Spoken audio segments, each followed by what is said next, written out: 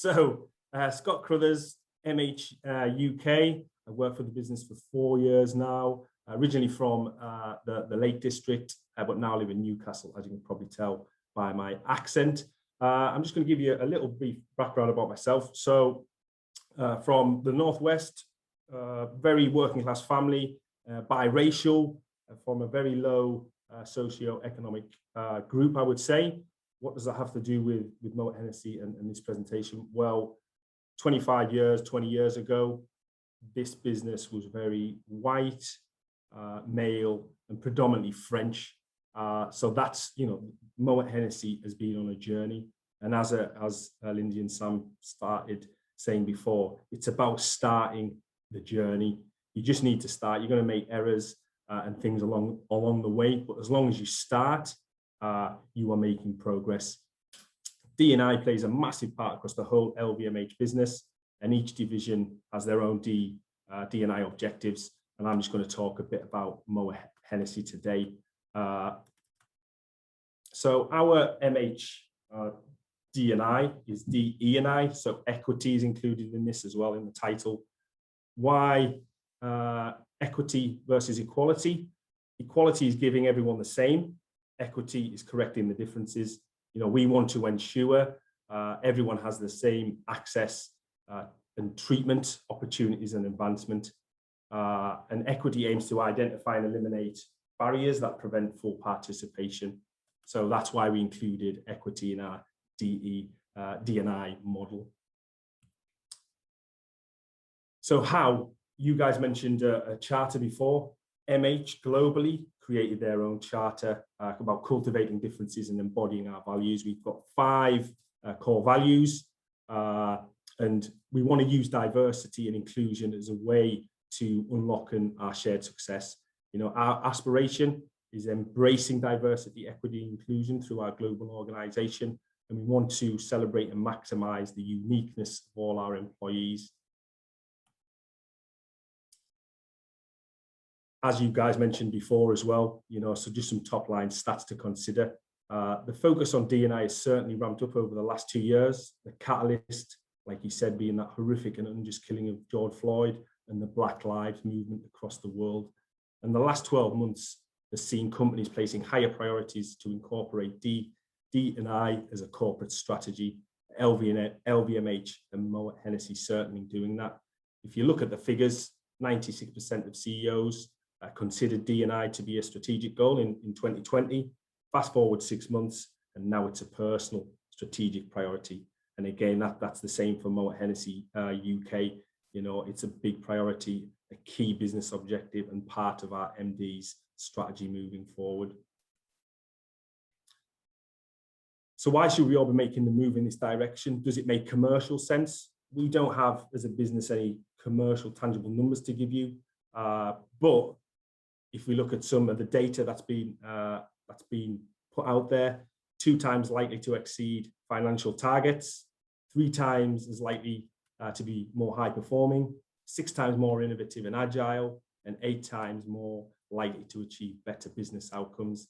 If that's not a reason to start doing D&I, I don't know what is. I would urge you to all read a book by Matthew Syed called Rebel Ideas, and this is about cognitive diversity. We talk about ethnicity, gender, etc. But you have more diverse people in your business, you're going to get different creative thinking and more creativity. So Moet Hennessy, overarching charter, we created our own so we could own it. I'm not going to go into too much of that. I will share this presentation at the end. I want to get through this and get some questions. So our goals when we started this 2 years ago, and this is a movement. It's not objectives. This is part of everyday life. So we wanted to build more diverse and inclusive culture. So we wanted to upskill the leadership team. They would be the first to admit they don't know everything, and they sometimes feel quite vulnerable when there are certain questions about D&I. A manager's toolkit. So that's unconscious bias training, diversity and recruitment training, and a lot of self-learning. And then engage Moet Hennessy UK. It was all about education for the first 2 years of this movement. We need to educate internally. So who are we? 42% of our employees are part of at least one of our DE&I streams, which is how we created it. I had to take everyone's face out because of GDPR, but you can see by the silhouettes, the majority of people are female. You know, do females have more of an affinity with the D&I, perhaps because of their headwinds?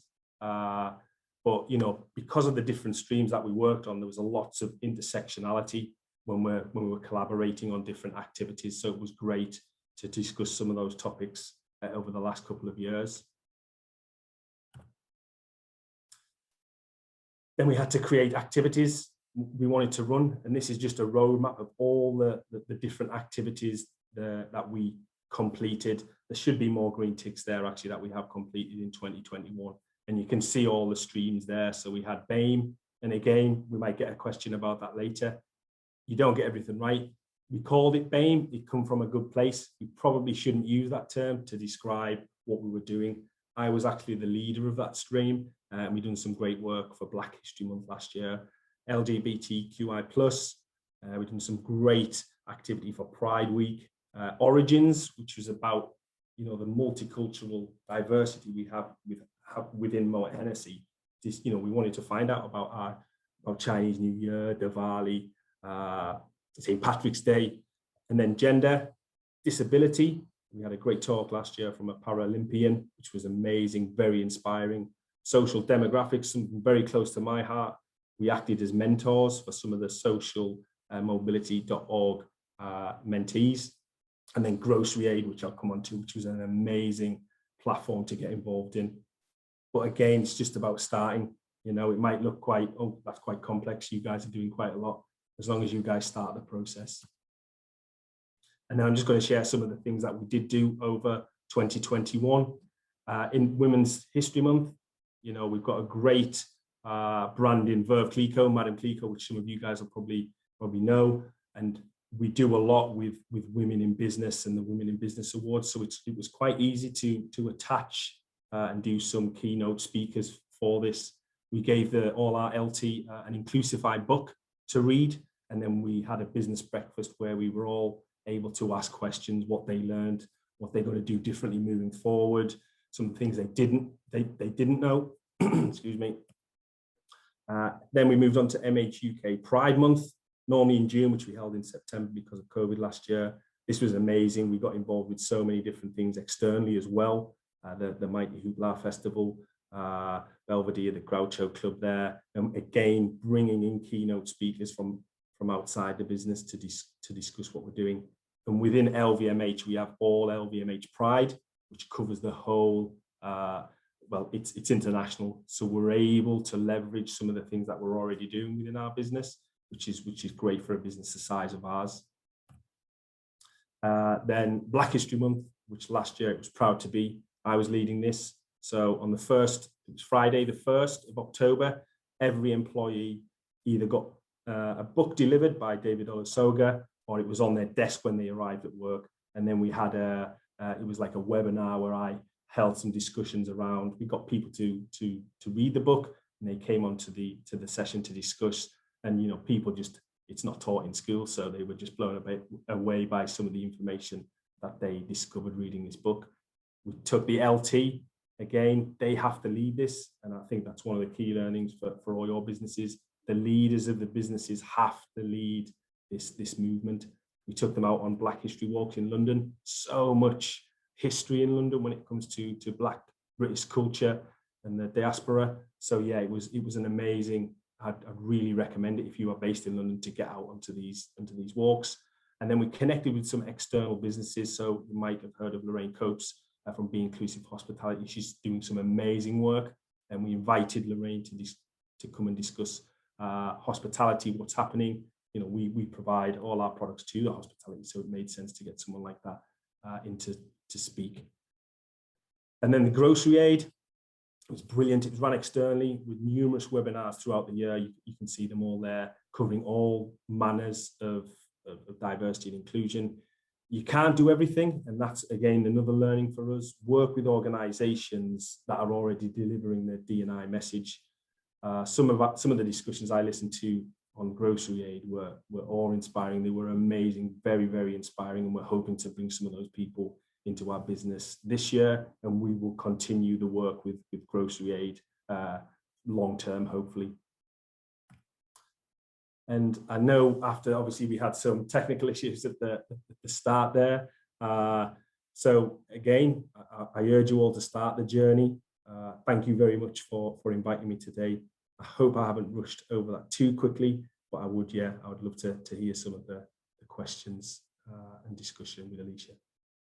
Hi, Scott. Thank you so much for that. Honestly, you did so well with those technical issues. You were very calm and collected. So well inside done. I wasn't. But these things No, it are was sent to testers. fantastic. Thank you so much for that. It was really insightful. And I think in particular, the roadmap, because that really sort of brings home that in order to achieve things, planning is crucial.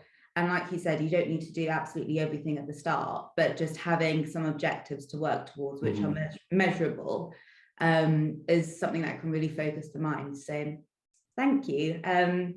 We have had a couple of questions in, and the first one was, when you set out with this initiative, were there any detractors within the organization itself who maybe felt negative towards D&I or DE&I in general? And if there were, how did you deal with them?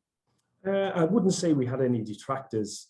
If you take the various work streams that most of the people have put their hands up to be part of, most of them are allies.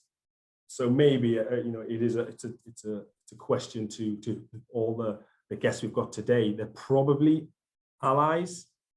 So subject matter they tend to be passionate about outside of work. So one of the key learnings has been, how do you bring the people that aren't your allies on the journey?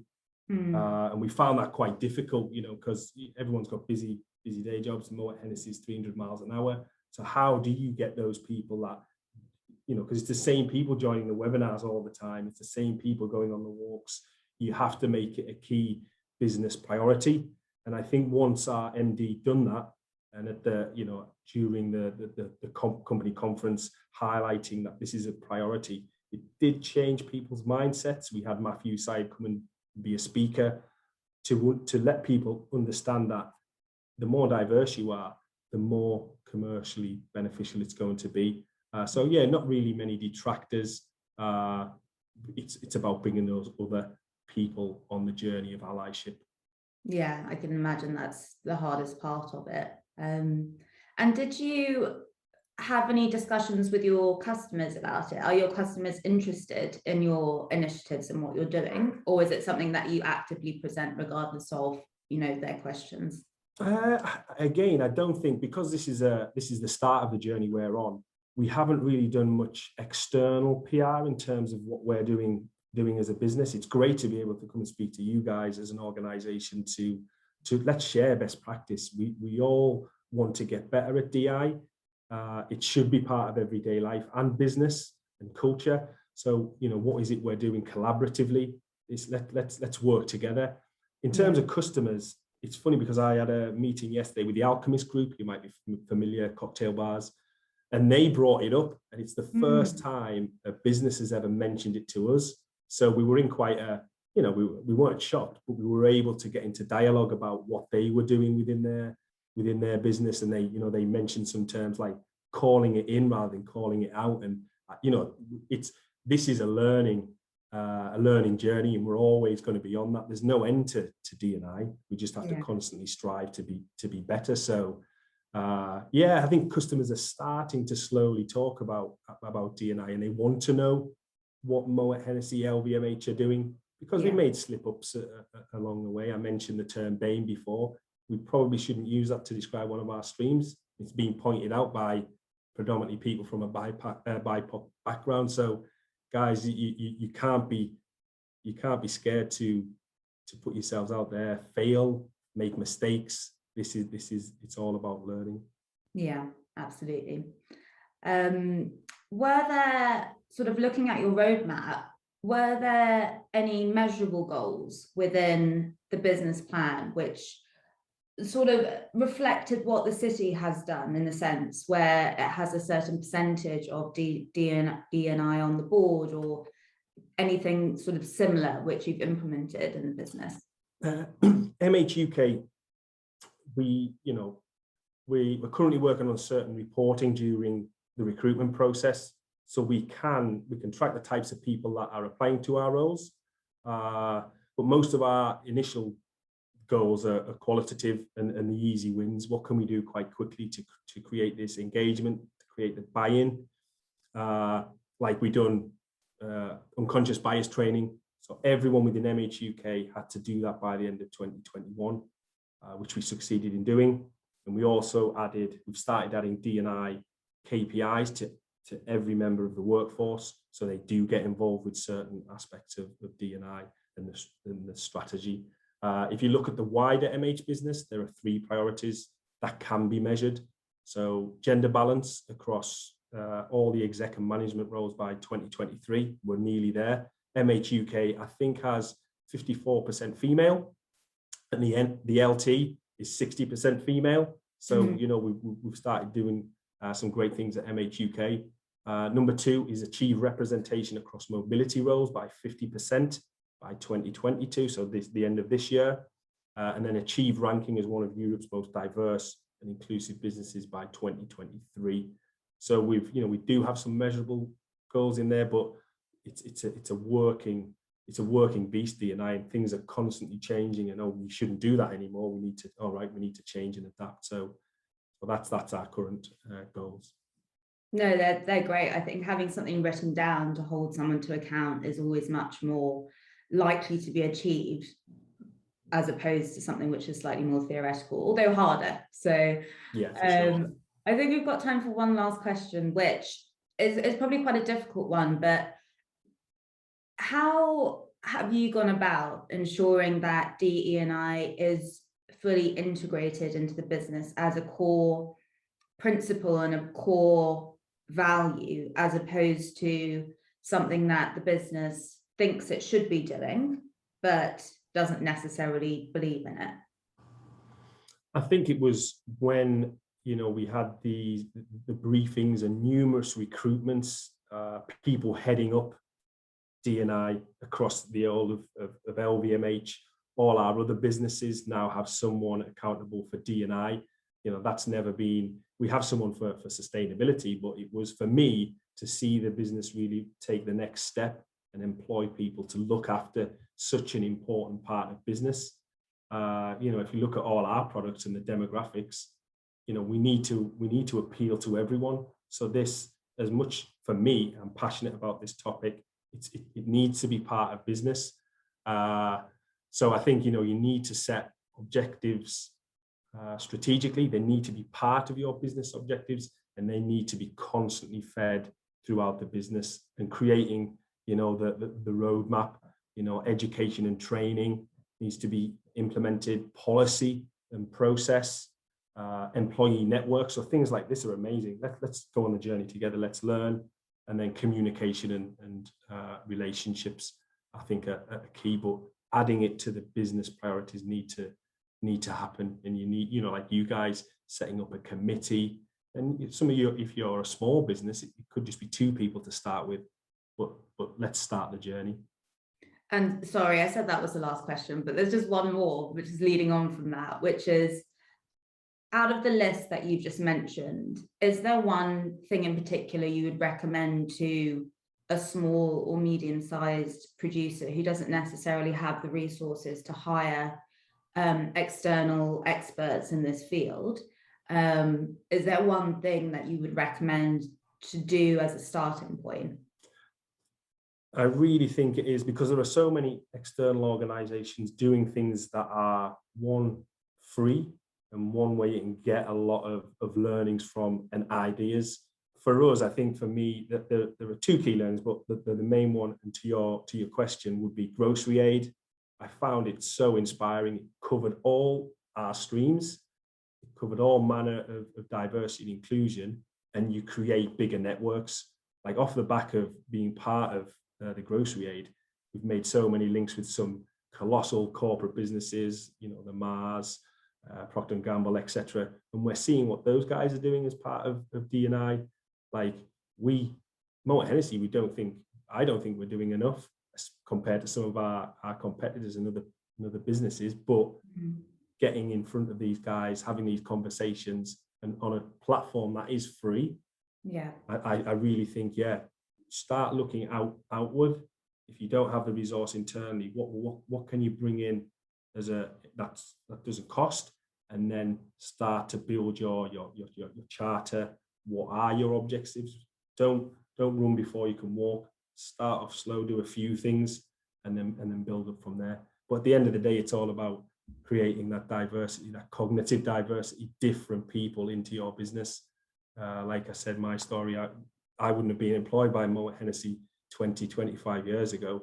And looking at some of the wine industry now, and some of my friends that are black or Asian sommeliers, and the headwinds and the problems that those guys face, we just need to keep having these conversations to make sure that this is an industry that people from all walks of life, all backgrounds, can get access to. And the fact you guys, as British winemakers, have started to do that, it really is. It's inspiring to me to see you guys doing it.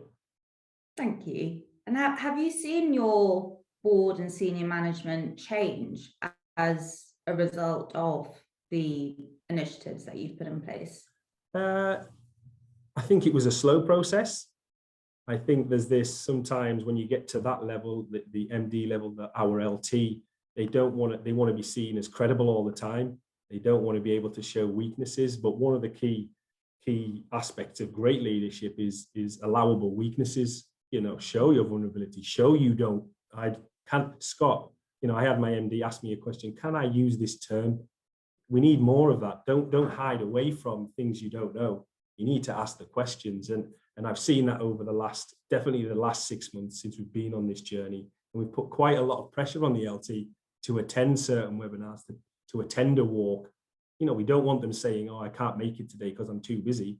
Well, what about, so you just expect everyone else in the business to do it, but not, they've got to lead it. And I think there was, people, the retractors or detractors, as you mentioned, there was none of those, but there were people that just blasé about it. Now the LT are fully behind it. We're full steam ahead, and hoping to make great inroads. That's fantastic. Thank you so much for that, Scott. It was really, really great, and a great way to kick off the conference. So thank you. No problem. Sorry about the technical hitches at the start, guys. Not your fault. Thank you. Great. Thank you so much, Scott. And thank you, Alicia. It was, really inspirational to hear the story and what's been achieved at Moët Hennessy, and for me particularly how wide you've reached across the subject matter. So I really am inspired by the engagement that you've achieved in the organization. So really, really thanks so much, Scott, for joining us today.